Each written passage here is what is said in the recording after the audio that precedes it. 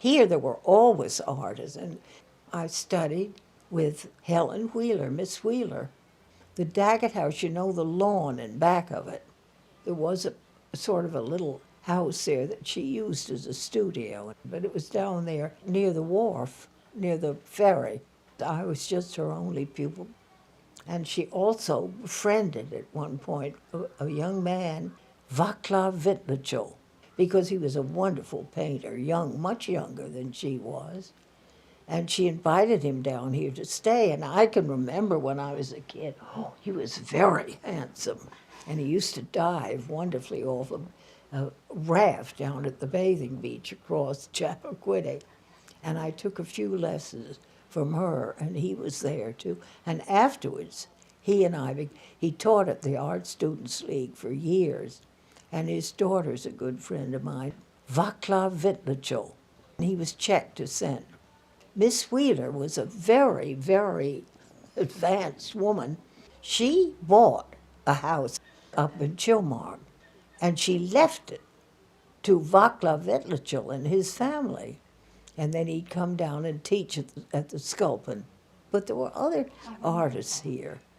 There was one on Davis Lane, a very famous sculptress, Enid Yandell, who fascinated me because I'd never seen a woman smoke before. She did. But Miss Yandell was a wonderful person. She had been in Paris, and anything to do with art just fascinated me, you see. Even when I was little, Miss Yandell had a studio, a big studio.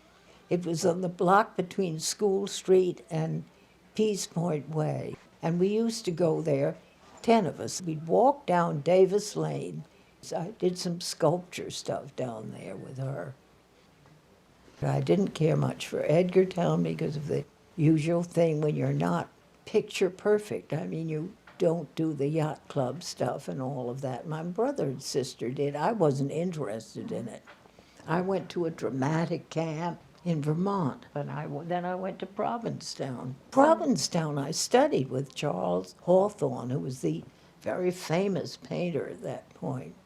Those were the days when garbage, the school of garbage, and you'd pick up still life on the beach, and I was about 15. Quite modern, wonderful stuff, but not in any way conventional. I had a wonderful art major at Smith. And then from there, I went to Europe, and I stayed more or less 10 years. I had an apartment in Paris. I went to Italy. I traveled, too.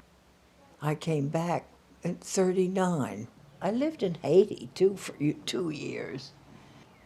And there was a big renaissance of art there. People from all over, French and English. And I didn't study with anyone. I painted. I had 3 or 4 one-man shows at the art center there. I had 12% vision in one eye when I went to Haiti. I had glaucoma, and I didn't know. I'd always been nearsighted. I used to draw in the canteens and hospitals during the war. I could get a likeness quickly. And then when I was here, they had a USO right down on Main Street near the yacht club, where the restaurant is, the wharf, around there. I draw there, and I drew out at the airport, too, some of them.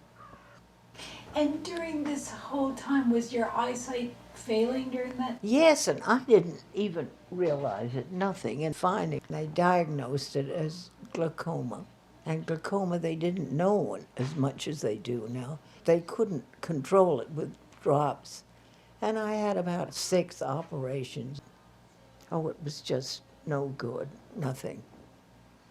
So now I'm totally blind. I came here to live in '57 because I knew it. As a child, I remembered it. And I couldn't live in New York City anymore, in the village, and I couldn't see to go out on the street, so, and it was, I enjoyed it here. And then I got my dogs. I went to the Seeing Eye and got my dogs, and that helped me.